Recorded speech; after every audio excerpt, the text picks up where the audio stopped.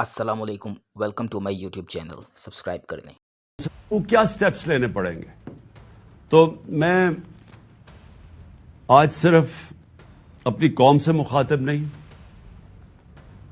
मैं अपने इदारों से मुखातिब हूं, क्योंकि अगर ये मुल्क खुदा ना खास्ता जिस ट्रेजेक्टरी पे, जिस तेजी से नीचे जा रहा है, इसके सारे कौम के ऊपर, सारे इदारों पे असरात होंगे। हमारे जितने भी जो नेशनल सिक्योरिटी के इदारे हैं, नेशनल सिक्योरिटी को तो अब हमने ही पॉलिसी बनाई थी कि नेशनल सिक्योरिटी की पॉलिसी का एक पहलू तो पाकिस्तान की मिलिट्री है, लेकिन उसका दूसरा पहलू पाकिस्तान की इकोनॉमी है। तो ये हमने जब पॉलिसी बनाई थी, हमने मिसाल दी थी कि सोवियत यूनियन, उसकी फौज तो बहुत दुनिया की सबसे ताकतवर फौज थी, लेकिन जब वो माशी तौर पे जब वो नीचे गया तो आखिर में फौज ना बचा सकी उस सोवियत यूनियन को टूटने से। तो हम सबको ये खतरा है, और हमारे नेशनल सिक्योरिटी के इदारे, जिसमें फौज बहुत बड़ा उसका एक कंपोनेंट है, उन सबको आज सोचना चाहिए कि आज हम खड़े किधर हैं। और मैं अपनी अदलिया को, क्योंकि हमारी अदलिया का भी एक बहुत बड़ा रोल है इस मुल्क के अंदर, उनको अपना रोल प्ले करना चाहिए, क्योंकि अगर उनको भी उनकी जो अल्लाह ने उनको जिस मुकाम पे हमारे जजेस को बिठाया हुआ है, तो वो जवाब दे तो वो भी होंगे कि खुदा ना खास्ता अगर ये मुल्क और इसी तेजी से नीचे चला गया। उसके अलावा बिजनेस कम्युनिटी है पाकिस्तान की। मुझे अभी तक हैरत है कि बिजनेस कम्युनिटी क्यों नहीं आवाज बुलंद कर रही, कि बिजनेस कम्युनिटी को नहीं नजर आ रहा कि मुल्क किधर जा रहा है। सबसे ज्यादा मुतासिर तो पाकिस्तान का इंडस्ट्रियलिस्ट है, पाकिस्तान का स्मॉल और मीडियम इंडस्ट्री है, जो बिल्कुल ही क्रश होती जा रही है। आज पाकिस्तान का एक्सपोर्टर है, हमारी एक्सपोर्ट्स गिर रही हैं। वो भी पूछें कि पाकिस्तान से जो बाहर पाकिस्तानी बैठा है वो क्यों नहीं रेमिटेंसेस भेज रहा। हमारे दौर में पाकिस्तान की तारीख की रिकॉर्ड रेमिटेंसेस हुई थी। हमारे दौर में पाकिस्तान की एक्सपोर्ट्स रिकॉर्ड हुई थी, टेक्सटाइल एक्सपोर्ट्स रिकॉर्ड हुई थी, हमारा जो टैक्स कलेक्शन था वो रिकॉर्ड था। और ये सारा पाकिस्तान की इकोनॉमिक सर्वे के अंदर ये सब चीजें लिखी हुई हैं। हमारा किसान सबसे ज्यादा खुशहाल था। हमारे 2 साल 4 मेजर फसलों के अंदर बम्पर क्रॉप्स थी। सालों के बाद कितना पैसा किसानों के हाथ में आया था, वो रिफ्लेक्ट करता है। जितने मोटरसाइकिल खरीदे गए, जितनी गाड़ियां, जितने ट्रैक्टर खरीदे गए, तो वो ये जो रिकॉर्ड पे पहुंचे इसलिए कि किसान के हाथ में पैसा आया था, फसलें हमारी ऊपर थी। तो सारे किसानों को भी मैं आज उनसे भी बात कर रहा हूं, आपको भी अपनी आवाज बुलंद करनी है। आप फिर से हमारा इंडस्ट्रियलिस्ट, लार्ज स्केल मैन्युफैक्चरिंग जो पाकिस्तान की थी, वो कितने सालों के बाद उसकी 10.7% उसकी ग्रोथ रेट हुई थी। हमारे आखिरी महीने में 27% इंडस्ट्रियल ग्रोथ हुई थी, जो आज 0 पे आ गई है। तो मैं इन सब जितने भी हमारे पाकिस्तान के डिफरेंट शोबे हैं, मैं आज आप सारों को कह रहा हूं कि अगर आप आज अपनी आवाज बुलंद नहीं करेंगे, जितनी तेजी से मुल्क नीचे जा रहा है, आप सब जिम्मेदार होंगे इस तबाही का। मैंने जो अपनी टीम को बुलाया हुआ है, हमारा मकसद अब क्या है कि अगर अल्लाह ने हमें हुकूमत दी तो हमें क्या करना पड़ेगा, हम कैसे मुल्क को इस दलदल से निकालेंगे।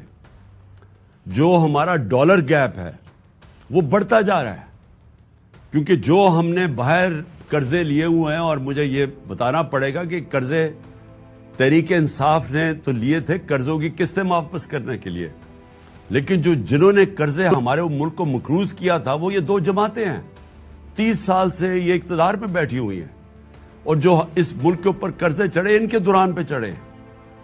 तो अब एक तरफ हमें कर्जों की किस्तें देनी है, डॉलर्स में किस्तें देनी है। हमने पार के जो कॉन्ट्रैक्ट्स किए हुए हैं बिजली वाले, बिजली जो हमने ये पावर जनरेशन प्लांट्स बनाए हैं, वो सारा डॉलर में पेमेंट करनी है, और डॉलर की कीमत बढ़ती जा रही है, रुपया गिरता जा रहा है। اور وہ گرتا جائے گا جب تک کہ ہمارے ملک میں زیادہ ڈالر نہ آنے شروع ہوئے. تو جب ریمیٹنس بھی گر رہی ہیں, اور ریمیٹنس اس لیے گر رہی ہیں کہ جو آفیشیل ریٹ ہے ڈالر کا اور جو مارکیٹ ریٹ ہے اس میں جب اتنا زیادہ فرق آ جائے, اور غالباً 10 روپے سے زیادہ فرق آ گیا, تو وہ جو باہر پاکستانی ہیں, جو ہمارے جو ورکرز ہیں, جو لیبر, وہ پھر ہنڈی کو استعمال کرے گی. تو جب بینکنگ چینل سے وہ پیسہ نہیں آئے گا تو ڈالر اور کم ہو جائے گا جو پاکستان میں ہے. تو ایکسپورٹس بھی گر رہی ہیں, وہ بھی گر رہے ہیں, انویسٹمنٹ آ نہیں رہی, باہر کسی کو اب اعتماد نہیں رہا پاکستان کی اکانومی کے اوپر. جو باہر کے آج انویسٹرز, پوٹینشیل انویسٹرز ہیں یا کمرشل بینکس ہیں, انہوں نے تو پیسہ دینا نہیں ہے پاکستان کو, کیونکہ پاکستان کی جو کریڈٹ کی رسک ریٹنگ ہے وہ تو ہمارے دور میں 5% تھی, آج وہ تقریباً 100% پہ پہنچ گئی ہے. تو باہر سے تو پیسہ آنا نہیں ہے. اور 88% پاکستان کے اندر جو انویسٹر ہے وہ گیلپ سروے کے مطابق وہ پاکستان کی اکانومی کے اوپر اعتماد کھو بیٹھے ہیں, گورنمنٹ کے اوپر. تو جب کسی نے پیسہ آنا ہی نہیں ہے, اکنامک ایکٹیویٹی بھی نہیں ہونی, قرضے بھی چڑھتے جا رہے ہیں, تو اس سے زیادہ خوفناک سیناریو میں نے تو کبھی پاکستان کے اندر نہیں دیکھا جو آج سامنے آ رہا ہے. اور سب کو پتا ہے, جو بھی آج یہ دیکھ رہے ہیں پروگرام, سب کو پتا ہے کہ اس کا حل ایک ہے, فری اینڈ فیئر الیکشنز.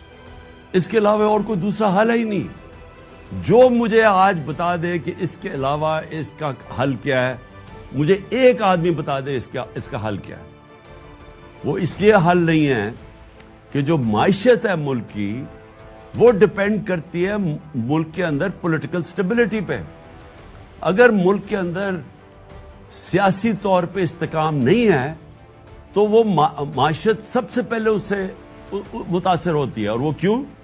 کیونکہ اگر آج میں نے انڈسٹری لگانی ہے تو میں تو دیکھوں گا اگلے 2-3 سال پاکستان کا, 5 سال پاکستان کا سچویشن کیا ہوگا. تو اگر مجھے یہی نہیں پتا کہ اگلے 3-4 مہینے 5 مہینے میں پاکستان کا سچویشن کیا ہوگا, کون گورنمنٹ آئے گی, کیا حالات ہوں گے, تو میں تو آج اپنا پیسہ نہیں لگانے لگا پاکستان میں. بلکہ مجھے اگر یہ بھی خوف ہے کہ میرا روپیہ بھی گرتا جا رہا ہے تو میں تو ڈالر خریدوں گا, میں تو سونا خریدنا شروع کروں گا جو آج نظر آ رہا ہے. تو اس لیے میں سارے جتنے بھی لوگ یہ پروگرام دیکھ رہے ہیں, میں اب سب کو یہ پھر سے کہنا چاہتا ہوں کہ اگر آپ آج الیکشن کے لیے اپنی آواز بلند نہیں کریں گے تو آپ پھر بغیر سوچے آپ اصل میں اس پاکستان کو سیناریو میں دھکیل رہے ہوں گے کہ جدھر آگے اور معیشت نیچے جانے لگی ہے. تو میں چاہوں گا کہ اب میری جو پینل ہے اس میں شوق. ویڈیو اگر پسند آئی ہو تو اس کو لازمی لائک کریں, شیئر کریں, سبسکرائب ضرور کریں, بیل آئیکن پر ضرور کلک کریں, اور مجھے انسٹاگرام پر بھی لازمی فالو کریے. اللہ حافظ.